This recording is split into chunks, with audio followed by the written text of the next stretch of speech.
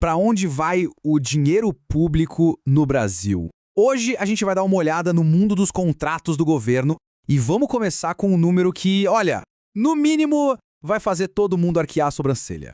11 milhões de reais. É um valor e tanto, né? A grande pergunta é, 11 milhões para quê? A resposta pode não ser exatamente o que se espera. É isso mesmo, 11 milhões de reais para alugar 750 iPhones. E esse contrato que vai servir de gancho para a gente entender um cenário muito, mas muito maior. Ok, vamos mergulhar nisso. Usando esse contrato dos iPhones como ponto de partida, a gente vai explorar o universo das compras públicas aqui no Brasil. Vamos aos detalhes. O Ministério Público de Mato Grosso do Sul fechou esse acordo para 5 anos. O modelo é de comodato, ou seja, os aparelhos são emprestados e depois têm que ser devolvidos. Mas o ponto que realmente chama atenção é uma cláusula que exige a troca dos iPhones por modelos mais novos a cada 2 anos. O motivo? Evitar a tal da obsolescência.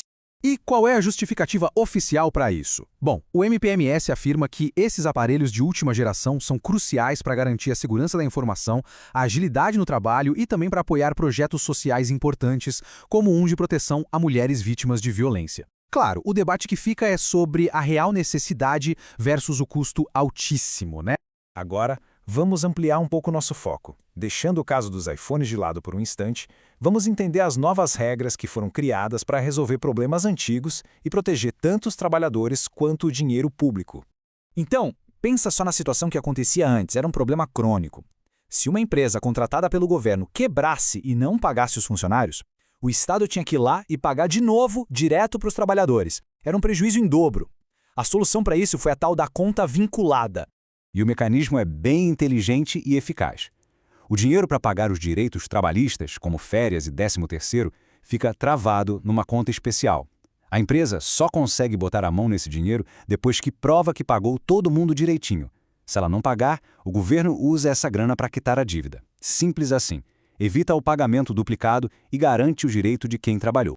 E a proteção ao dinheiro público não para por aí, não.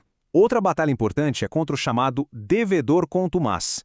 A lei está mirando naquelas empresas que, de propósito, fazem do não pagamento de impostos um modelo de negócio. A definição é bem clara: ter dívidas acima de 15 milhões de reais e que, para piorar, ultrapassam o valor de todo o patrimônio conhecido da empresa. E as consequências para quem se encaixa nisso são bem pesadas. A empresa pode ter o CNPJ bloqueado, fica proibida de participar de qualquer licitação, não pode receber nenhum benefício fiscal e ainda por cima enfrenta restrições para pedir recuperação judicial. O recado aqui é bem direto. Sonegar imposto como estratégia de negócio não vai mais ser tolerado. Mas não é só punir quem faz errado. As novas regras também querem incentivar as boas práticas. Vamos ver como o padrão de integridade das empresas está tendo que subir.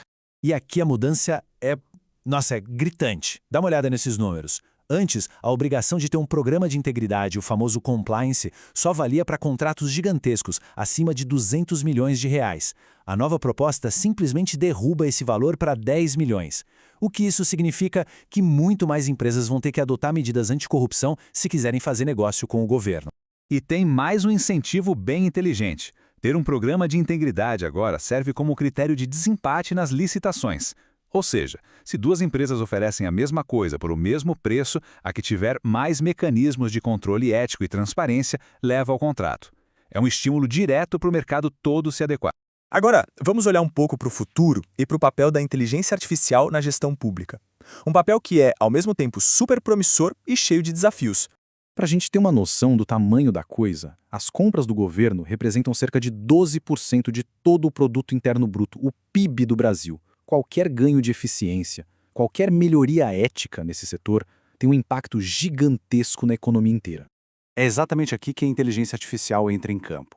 De um lado, a promessa é incrível. Mais eficiência, análise de milhares de documentos em segundos, detecção de fraudes. Mas do outro lado, tem um perigo real, a opacidade. Se um algoritmo funciona como uma caixa preta e a gente não sabe como ele chega nas suas decisões, como fica o princípio da transparência, que é a base da administração pública? E isso nos leva a uma pergunta fundamental, que ainda não tem resposta fácil. Se um sistema de inteligência artificial comete um erro ou toma uma decisão com base em algum preconceito, de quem é a culpa? Do programador que criou o código? Do gestor público que usou a ferramenta? Do governo? A questão da responsabilidade é um nó que precisa ser desatado. Para a gente fechar, vamos colocar essa visão de futuro lado a lado com a realidade do dia a dia. Como é que os grandes planos de modernização se saem quando encontram os desafios práticos da administração?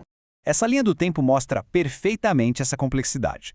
No extremo, temos São Paulo planejando um futuro bilionário com hidrovias. No outro extremo, na ponta, no mesmo período, um restaurante universitário precisa fechar as portas temporariamente por uma falha burocrática básica, o tempo que demorou entre o fim de um contrato de licitação e o começo do outro. Fica muito claro o abismo que às vezes existe entre os grandes planos e a execução do dia a dia. Modernizar é fundamental, mas o atrito da burocracia, os pequenos problemas, podem deixar pessoas sem serviços essenciais agora, no presente. No final das contas, a reflexão que fica é essa. Temos novas leis, novas tecnologias como a IA, novas exigências de integridade, são todas ferramentas muito poderosas. Mas a grande questão que permanece é: como garantir que toda essa modernização seja usada com sabedoria, de forma transparente e que de fato melhore a vida das pessoas? A resposta a essa pergunta é o que vai definir o futuro da gestão pública no Brasil.